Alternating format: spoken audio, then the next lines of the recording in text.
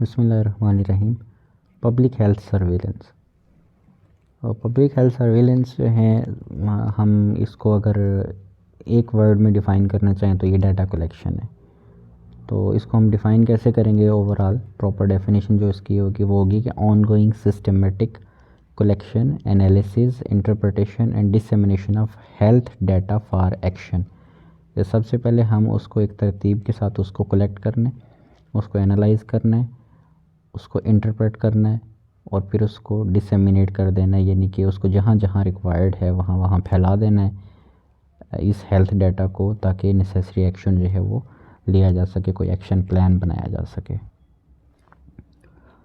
ये जो इन्फॉर्मेशन हम गैदर करते हैं फिर इसको हम इस्तेमाल करते हैं to generate health action by public health workforce, to devise public health planning policies and programs to help to contain the infections by limiting the risk factors। तो ये सारा डाटा जो है इन शॉर्ट के पॉलिसी मेकिंग और action plan जो है ना वो तश्कील देने के लिए इस्तेमाल किया जाता है, ताकि बीमारी को प्रिवेंट किया जा सके, कंट्रोल किया जा सके। What is public health surveillance? तो इसमें हम तीन चीज़ें देखते हैं: how, what and why. How it is ongoing and how it is systematic. Then what में देखते हैं कि collection, analysis, interpretation, dissemination जो health related data है उसकी। why में फिर for use in public health action to reduce morbidity and mortality and to improve health। तो ये वो क्वेश्चंस हैं जो हम कैटेगराइज कर लेते हैं और इनके जो है आंसर्स फाइंड आउट करने की कोशिश करते हैं थ्रू पब्लिक हेल्थ सर्विलेंस। तो सर्विलेंस साइकिल में क्या है कि सबसे पहले हम डिटेक्शन करते हैं, डायग्नोस करते हैं किसी भी केस को, उसकी रिपोर्टिंग और डाटा कलेक्शन करते हैं, उस डाटा को फिर हम एनालाइज करते हैं और इंटरप्रेट करते हैं। देन हम अपनी गैदर्ड इन्फॉर्मेशन को आगे कम्युनिकेट करते हैं ताकि उसके ऊपर कोई एक्शन लिया जा सके। फाइनली हम उसको इवेलुएट करके कोई डिसीजन ले लेते हैं या अपना डायग्नोसिस इस्टेब्लिश करके उसका पर्टिकुलर इलाज या इंटरवेंशन शुरू कर देते हैं। तो इस तरह से ये साइकिल जो है सर्विलेंस साइकिल डाटा कलेक्शन का चलता रहता है। Specific purpose of public health surveillance to portray the ongoing pattern of health related states and events, to assess public health status, trigger public health action, define public health priorities and evaluate programs। तो conclusion क्या है इसका कि information for action, कि हमने जो action लेना है उसके लिए तमाम तर मालूमात इकट्ठी करनी है। तो उसके लिए हमें हेल्थ का स्टेटस असेस करना होगा, हेल्थ एक्शन जो है उसको ट्रिगर करना होगा, अपनी प्रायोरिटीज़ को डिफ़ाइन करना होगा और फिर प्रोग्राम जो है उसको इवेलुएट करना होगा। तो यूजेस क्या हैं सर्विलेंस के? To identify patients and their contacts for treatment and intervention, कि हम इसमें आइडेंटिफाई करेंगे उन पेशेंट्स को और उनके साथ होने वाले कॉन्टैक्ट्स को ताकि उनका इलाज किया जा सके, कोई इंटरवेंशन की जा सके। हम डिटेक्ट करते हैं एपिडेमिक को, कोई भी हेल्थ प्रॉब्लम है उसको, या फिर कोई हेल्थ बिहेवियर उसमें तब्दीली आ रही है तो उसको हम डिटेक्ट करने की कोशिश करते हैं। फिर हम बीमारी का जो मैग्नीट्यूड है उसको एस्टिमेट करने की कोशिश करते हैं कि वो बीमारी कितने बड़े पैमाने पे फैली हुई है, कितने उसका जो अफेक्टिव्स हैं वो कितने हैं, and scope of health problems. Then हम ट्रेंड्स को मेजर करते हैं और डिज़ीज़ को करेक्टराइज़ कर लेते हैं कि उसके क्या करेक्टरिस्टिक्स हैं। चेंजेस को मॉनिटर करते हैं इन्फेक्शियस और इन्वायरमेंटल एजेंट्स में, जो तब्दीलियाँ रोनुमा हो रही हैं उनको देखते हैं और अपना प्लान जो हमने बनाया है उसकी इफ़ेक्टिवनेस को असेस करते हैं, कंट्रोल मेजर्स को देखते हैं। Then develop hypothesis and stimulate research, कि अपना मफरूज़ा बना के हाइपोथेसिस जनरेट करके जो रिसर्च है उसके ऊपर काम शुरू कर देते हैं। तो पब्लिक हेल्थ कोर साइंसेस, इसमें प्रिवेंटिव इफ़ेक्टिवनेस, प्रिवेंशन इफ़ेक्टिवनेस आ जाती है, एपिडेमियोलॉजी, फिर लेबॉर्ट्री आ जाती है जिसमें हम मुख्तलिफ़ तरह के इन्वेस्टिगेशंस करते हैं, इंफॉर्मेटिक्स आ जाती हैं, surveillance, and then again prevention effectiveness. ये सारी चीज़ें जो हैं पब्लिक हेल्थ के डोमेन में आती हैं इस कोर साइंसेस में। पब्लिक हेल्थ अप्रोच क्या होनी चाहिए? सबसे पहले तो सर्विलेंस होती है कि प्रॉब्लम है क्या, रिस्क फैक्टर्स को फिर आइडेंटिफाई करना कि क्या काज है, और उसके लिए फिर हमें देखना होगा कि व्हाट वर्क्स, वहाँ पे हमने इंटरवेंशन क्या करनी है, उसको इवेलुएट करना है, एंड देन इवेलुएशन के बाद वहाँ पे इम्प्लीमेंटेशन करनी है, how do you do it. तो ये सारा हम मूव करते हैं from problem to response, disease to treatment, कि हमने जो प्रॉब्लम थी उसको उसके सलूशन की तरफ बढ़ते हैं। तो सर्विलेंस से लेके, यानी कि प्रॉब्लम को आइडेंटिफाई करने से लेके, काजेज़ को देखने से लेके, अपने इंटरवेंशन और इवैल्यूएशन के बाद एक प्लान को तश्कील देना और उसको इम्प्लीमेंट करना ताकि रिस्पॉन्स जनरेट किया जा सके। आउटब्रेक डिटेक्शन एंड रिस्पॉन्स, इसमें एक तरफ केसेस हैं ग्राफ में और दूसरी तरफ नंबर ऑफ़ डेज़ हैं। एक एक्सिस के ऊपर केसेस, दूसरे पे डेज़। तो अगर देखा जाए तो फर्स्ट डे के ऊपर फर्स्ट केस आता है, देन आहिस्ता आहिस्ता वो ग्राफ जो है 19वें दिन 20वें दिन पीक पे जाता है, और फिर उसके बाद रिस्पॉन्स होना शुरू होता है तो डिक्लाइन होना शुरू हो जाते हैं। तो इसका मतलब ये हो गया कि फ़र्स्ट केस से लेके जब तक पीक नहीं आती तब तक जो है ना केसेस राइज़ कर रहे हैं। इस दौरान हमारी प्रिपेयर्डनेस अच्छी नहीं थी, लेकिन जैसे ही हमारी प्रिपेयर्डनेस अच्छी हुई, हमने एक इफ़ेक्टिव प्लान बनाया, उसके ऊपर इम्प्लीमेंटेशन शुरू की, और उसका फिर रिस्पॉन्स आना शुरू हो गया, और नंबर ऑफ़ केसेस जो हैं वो डिक्लाइन होना शुरू हो गए। तो नेक्स्ट स्लाइड में भी ये चीज़ें बता रहा है कि पहले अर्ली डिटेक्शन जब हुई फ़र्स्ट केस की, उसके बाद रैपिड रिस्पॉन्स होना शुरू हो गया, लेकिन ये विदाउट प्रिपेयर्डनेस था। और हमने जब इसको देखते हुए एक प्लान ऑफ एक्शन बनाया इस बीमारी को रोकने के लिए, देन जो येलो कलर के स्पाइक्स आ रही हैं, जिसमें वो बता रहा है कि जो पोटेंशियल केसेस थे उनको हमने प्रिवेंट कर लिया, यानी आगे बढ़ने से रोक लिया उसी जगह के ऊपर। जब एक रैपिड रिस्पॉन्स आता है तो केसेस रुक जाते हैं। तो इस तरह से हमने उस बीमारी के ऊपर अर्ली प्रिपेयर्डनेस की वजह से जल्दी काबू पा लिया। जो पिछली स्लाइड थी उसमें हमने देखा कि विदाउट प्रिपेयर्ड थे हम, तो केसेस जो थे वो पीक पे जाते रहे और फिर उनका डिक्लाइन बहुत देर के बाद आया। जबकि इस स्लाइड में देखा जाए तो केसेस जो रेड वाले केसेस हैं वो हमने जल्दी उनके ऊपर काबू पा लिया, और जो पोटेंशियल केसेस थे उनको प्रिवेंट कर लिया। ये स्लाइड काफ़ी ज़्यादा इम्पोर्टेंट है एग्ज़ाम पॉइंट ऑफ व्यू से। Types of public health surveillance, तो इसमें पैसिव सर्विलेंस है और एक्टिव सर्विलेंस है। पैसिव में disease are reported by health care providers, simple and inexpensive, limited by incompleteness of reporting and variability of quantity. तो ये होगी पैसिव सर्विलेंस। इसका मतलब ये हो गया कि जो हेल्थ केयर प्रोवाइडर्स हैं वो केसेस को रिपोर्ट कर रहे हैं, ये डिजीज़ को रिपोर्ट कर रहे हैं। ये एक सिंपल सा प्रोसीजर है कि जो बंदा हॉस्पिटल में बैठा है, जो डॉक्टर केसेस देख रहा है, वही आपको रिपोर्ट कर रहा है। इसमें आपके कोई आपका ख़र्चा नहीं है, but it is limited by incompleteness of reporting, और इसमें वेरिएबिलिटी आती रहती है क्वालिटी की। जबकि जो एक्टिव सर्विलेंस है इसमें हेल्थ एजेंसीज़ कॉन्टैक्ट करती हैं हेल्थ प्रोवाइडर्स को to seek reports, ensure more complete reporting of conditions used in conjunction with specific epidemiological investigations. तो ये एक कन्फ्यूजन जो है ना वो रहती है पैसिव और एक्टिव सर्विलेंस में अमूमन डेफिनेशंस में। तो शायद ये स्लाइड भी इसके डेफिनेशन से या कॉन्सेप्ट से इंसाफ नहीं कर पा रही है। मेरे हिसाब से जो एक्टिव सर्विलेंस अगर मैं समझाऊँ तो वो इस तरह से है कि वो सर्विलेंस या वो डाटा कलेक्शन जो फर्स्ट हैंड से किया जाता है, डायरेक्ट किया जाता है, आप ख़ुद करते हैं या अपनी ज़ेर निगरानी डायरेक्ट सुपरविजन में करते हैं, तो उसको हम एक्टिव सर्विलेंस कहते हैं। तो इसको हम फर्स्ट हैंड डाटा सोर्स भी कह सकते हैं। जबकि पैसिव सर्विलेंस जो है वो सेकंड हैंड सोर्स डाटा होगा, जिसमें डाटा जो है वो किसी और मकसद के लिए कलेक्ट किया गया था, लेकिन आप उसको सेकेंडरी पर्पस के लिए अब यूज़ कर रहे हैं, बारो कर रहे हैं, तो ये एक पैसिव सर्विलेंस होगी।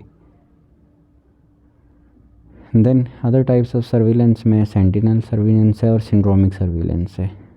सेंटिनल में reporting of health events by health professionals who are selected to represent a geographic area or a specific reporting group. ये भी एक्टिव और पैसिव हो सकती है। तो इसमें कोई भी हेल्थ इवेंट जो होता है वो हेल्थ प्रोफेशनल्स रिपोर्ट कर रहे होते हैं, who are selected to represent a geographic area, जो कि उस इलाके के लिए ख़ास तौर पर नुमाइंदगान बनाए गए थे ताकि वो उस इलाके को रिप्रेजेंट कर सकें।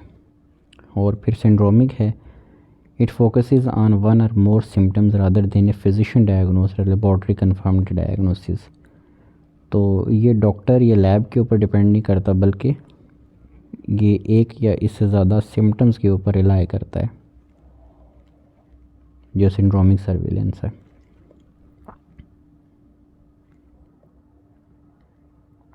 Public health surveillance process, how does it really work. तो सर्विलेंस प्रोसेस जो है, सबसे पहले इसमें हम डाटा को कलेक्ट करते हैं। Before collecting data decide on the overarching goals of the system, कि हमारे ऑब्जेक्टिव्स हैं क्या। तो फिर डाटा कलेक्शन के बाद हम उसको एनालाइज करते हैं, उस एनालिसिस की बेस पे हम एक इंटरप्रिटेशन बनाते हैं, और फिर जब हमने एक इंटरप्रिटेशन बना ली तो हम उस डाटा को डिसेमिनेट कर देते हैं, फैला देते हैं, या फिर मुतल्लिका जगहों तक पहुंचा देते हैं। जो हकाम होते हैं जहाँ पे इन डाटा को जो है यूटिलाइज़ करके एक्शन प्लान बनाया जाता है, और उस डाटा की डिसेमिनेशन को फिर एक्शन के साथ हम लिंक करके इम्प्लीमेंटेशन की तरफ आगे बढ़ते हैं। तो ये है सर्विलेंस प्रोसेस पूरा, कि हम कलेक्शन, एनालिसिस, इंटरप्रिटेशन, डिसेमिनेशन और एक्शन, ये सारी चीज़ें सर्विलेंस के प्रोसेस में आती हैं। तो reported disease or syndromes, electronic health records, जिसमें हॉस्पिटल डिस्चार्ज डाटा आ जाता है कि कितने पेशेंट्स जो हैं वो दाखिल थे और फिर वो डिस्चार्ज हुए, चाहे वो सेहतयाब होकर डिस्चार्ज हुए या जो उनकी कंडीशन थी। फिर उनके वाइटल रिकॉर्ड्स कैसे थे, बर्थ और डेथ सर्टिफिकेट जो हैं इसमें आ जाते हैं। रजिस्ट्रीज़, यानी कि उनमें जो कैंसर या इम्यूनाइजेशन का डाटा है। सर्वेज़ में national health survey of Pakistan, malaria indicator survey और NCD risk factor survey Pakistan, ये सारी जो है ना ये सर्वेज़ आ जाते हैं। यहाँ से हम जो अपना सर्विलेंस डाटा वो कलेक्ट कर सकते हैं। ये तो डाटा कलेक्शन के हवाले से। अब एनालिसिस की तरफ आते हैं, तो who will analyse the data, ये बहुत इंपॉर्टेंट क्वेश्चन है कि अब आपने डाटा कलेक्ट तो कर लिया है, लेकिन उसको एनालाइज कौन करेगा, कौन सा मेथड इस्तेमाल करेगा उसको एनालाइज करने के लिए। And how often will they analyse the data, कि एक डाटा आपने एक दफ़ा इकट्ठा कर लिया, आपने एनालिसिस भी बना दिया, तो क्या बात ख़त्म हो गई? आपने उस एनालिसिस को रिव्यू भी करना है। तो ये भी इम्पोर्टेंट है कि आप कितनी दफ़ा एनालिसिस करते हैं।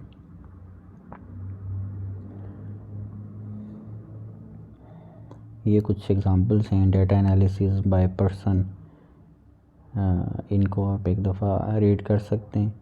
फिर तीसरा जो स्टेप है एनालाइज करने के बाद, कि डाटा को इंटरप्रेट करना। Data interpretation is closely coupled with data analysis और इंटरप्रिटेशन काफ़ी हद तक मिलती जुलती चीज़ें भी हैं। तो इसमें number of rare E coli cases in US rose last year, ये एक डाटा है जिसको उसने इंटरप्रेट करने की कोशिश की है। तो इसमें हम एक दो लाइंस पढ़ लेते हैं. For the first time the group of rare E coli strain was collectively identified as the cause of more illness in the United States than more common forms of pathogens, probably because more laboratories have begun to test for their presence. तो ये हमने interpret किया कि ज़्यादा cases आने की वजह ये है कि शायद ज़्यादा लेबॉर्ट्रीज़ ने टेस्ट करना शुरू कर दिए. said officials at a center for the disease and control and prevention, which on Thursday released 2010 results from its nationwide tracking system for good foodborne diseases. तो नेक्स्ट स्टेप जो है वो है डाटा डिसेमिनेशन का. अब तक हमने डाटा कलेक्शन को डिस्कस किया, डाटा एनालिसिस और इंटरप्रिटेशन को. अब हमने जो इंटरप्रिटेशन बनाई तो उसको हमने डिसेमिनेट भी करना है. हेल्थ एजेंसीज़, न्यूज़लेटर, बुलेटिन्स या अलर्ट्स, ये वो तरीके हैं जिसके ज़रिए हम अपना डाटा जो है या जो इंटरप्रिटेशन हमने बनाई है, ठीक है, किसी भी बीमारी के बारे में जो हमारा नुक्ता नज़र है उसको हमने लोगों तक पहुंचाना है और अवेयरनेस के लिए भेजना है या फिर ऐसे लोगों तक भेजना है जो कि पॉलिसी मेकर्स हों और हमारी हेल्प कर सके. तो इसमें बहुत सारी हेल्थ एजेंसीज़ जो है ना ये काम कर लेती हैं, या फिर न्यूज़ बुलेटिन्स होते हैं हेल्थ के, वहाँ पे ये काम किया जा सकता है. सो सर्विलेंस की समरीज़ और रिपोर्ट्स बनाई जाती हैं. मेडिकल एंड एपिडेमियोलॉजिकल जर्नल और आर्टिकल्स वहाँ पे ये पब्लिश की जाती हैं. प्रेस रिलीज़ की जाती है, प्रेस कॉन्फ्रेंसेस की जाती हैं और सोशल मीडिया प्लेटफॉर्म्स यूज़ करके वो डाटा या फिगर्स और स्टैट्स और जो भी आपने एक इंटरप्रिटेशन उसकी बनाई है उस डाटा की, वो फिर पहुंचाई जाती है मुतल्लिका हकाम तक. Data dissemination target audience. अब हमने ये डाटा जिसको हमने कहा कि हमने मुतल्लिका हकाम तक पहुंचाना है, इसमें कौन कौन लोग शामिल है? इसमें कोई एक पार्टी तो है नहीं, क्योंकि स्टेक होल्डर्स तो इसके बहुत सारे हैं, बहुत ज़्यादा हैं. तो इसमें पब्लिक हेल्थ प्रैक्टिशनर्स आ जाते हैं, यानी कि जो फिजिशंस हैं वो लोग जो कि डायरेक्टली इसके अंदर इन्वॉल्व हैं. फिर क्लिनिशियंस आ जाते हैं जो पेशेंट को डायरेक्टली डील कर रहे होते हैं. And other health care providers, policy and other decision makers, जो लोग ब्यूरोक्रेसी में हैं या पॉलिटिशियंस हैं जो पॉलिसी बनाते हैं या फिर बड़े फ़ैसले करते हैं ऐसी बीमारियों के बारे में और अपना लाए अमल तश्कील देते हैं. फिर कम्युनिटी ऑर्गेनाइजेशंस मुख्तलिफ़ होती हैं, उन तक पहुंचाया जाता है कि किस तरह से ग्रॉस रूट लेवल तक जो बात है या जो एक गाइड है उसको पहुंचाया जाए. फिर जनरल पब्लिक तक जो है ना फाइनली इस डाटा को डिसेमिनेट किया जाता है. तो इसका मतलब ये हो गया कि फ्रॉम डॉक्टर जो कि डायरेक्टली पेशेंट को डील कर रहा था टू जनरल पब्लिक, आम बंदे तक भी वो सारी इन्फॉर्मेशन जो है, रेलिवेंट इन्फॉर्मेशन जो उसके काम की है, वो मालूमात वहाँ तक पहुँचा दी जाती हैं. अब जब हमने डाटा को वहाँ तक पहुँचा दिया तो public health surveillance should always have a link to action. तो अब इतना कुछ हमने कर लिया तो एक्शन बनाना भी ज़रूरी है, एक्शन लेना भी ज़रूरी है कि हम कोई फ़ाइनल कंक्लूजन ड्रा कर सकें और कुछ इंटरवेंशन भी की जाए ताकि इलाज और इसके ऊपर इसको रोकने का काम शुरू किया जाए. तो link to action, monitor trends and patterns in disease, risk factor and agents. तो हमने देखना है कि उस बीमारी का ट्रेंड क्या है. फॉर एग्ज़ाम्पल अगर कोविड है तो उसका ट्रेंड क्या है, उसमें सर्ज कितना आ रहा है, उसमें स्पाइक्स जो हैं वो कितनी ऊपर नीचे जा रही हैं. जो रैपिड इंक्रीज़ है या रैपिड फॉल है उसका डिक्रीज़ होने का, उसको देखना है. और जो डिज़ीज़ का पैटर्न है वो क्या है, उसके वेरिएंट्स क्या हैं, रिस्क फैक्टर्स क्या क्या इन्वॉल्व हैं, और उस जो फिर एजेंट होगा उससे क्या क्या किस तरह से बचा जा सकता है. जिस तरह से यहाँ पे एग्जांपल जो है वो पर्ट्यूसिस यानी वुपिंग कफ की दी गई है. तो यूनाइटेड स्टेट्स में 1922 से 2000 तक जो पर्ट्यूसिस के केसेस आए हैं उनका ट्रेंड दिखाया गया है. एक साइड पे नंबर ऑफ़ केसेस हैं और दूसरी साइड पे ईयर हैं. तो 1922 में जो नंबर ऑफ़ केसेस थे वो 1 लाख से 1.5 लाख के बीच में थे, यानी कि तकरीबन 1,10,000 से ऊपर जाना शुरू हुए. और फिर उसके बाद इसमें रैपिड सर्च देखा गया जो कि 1930-35 तक काफ़ी पीक पे रहा. फिर उसके बाद कुछ स्पाइक्स नीचे आए, फिर वापस ऊपर गए. तो इस तरह से ये ट्रेंड जो है इसमें फ्लक्चुएशंस आती रहीं कभी इसमें सर्च जाती रही और कभी फिर ये डाउन हो जाते रहे। फिर हमने 1970s के बाद देखा कि एकदम से इसके जो केसेस हैं वो ऑलमोस्ट ख़त्म होना शुरू हो गए, फ्लैट लाइन्स आना शुरू हो गए। तो अब बहुत मिनिमम केसेस जो हैं वो इसमें रह गए। तो इस तरह से हमें स्पाइक्स और ये ट्रेंड्स बताते हैं कि डिज़ीज़ की फ्रीक्वेंसी क्या थी, ट्रेंड्स क्या थे, डिज़ीज़ का पैटर्न क्या रहा और उसके रिस्क फैक्टर्स जो हैं वो किस तरह से उस डिज़ीज़ के ऊपर असरअंदाज होते रहे। कोर्स समरी क्या है अब तक जो हमने पढ़ा, कि डेफिनेशन क्या है पब्लिक हेल्थ सर्विलेंस की, गोल क्या होता है इस डाटा कलेक्शन का, कहाँ कहाँ पे ये यूज़ किया जाता है, इसके लीगल बेसिस क्या हैं ख़ास तौर पे यूनाइटेड स्टेट्स में। फिर हमने एक्टिव और पैसिव सर्विलेंस को कंपेयर किया और फिर हमने सोर्स ऑफ डाटा को देखा, उनको आइडेंटिफाई किया कि कौन कौन से सोर्सेज हो सकते हैं और जो प्रोसेस है सर्विलेंस का उसको डिटेल से देखा। Then the reason for collecting, analysing and disseminating information on a disease is to control that disease. मकसद तो यही है ना, पूरे प्रोसेस का डाटा इकट्ठा करने का मकसद ही यही है कि हम उस डिज़ीज़ को कंट्रोल कर सकें। Collection and analysis should not be allowed to consume resources if action does not follow.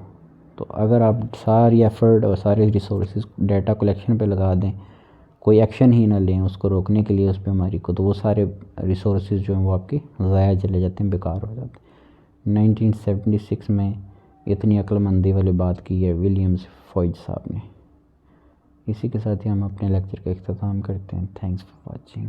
अल्लाह हाफिज़।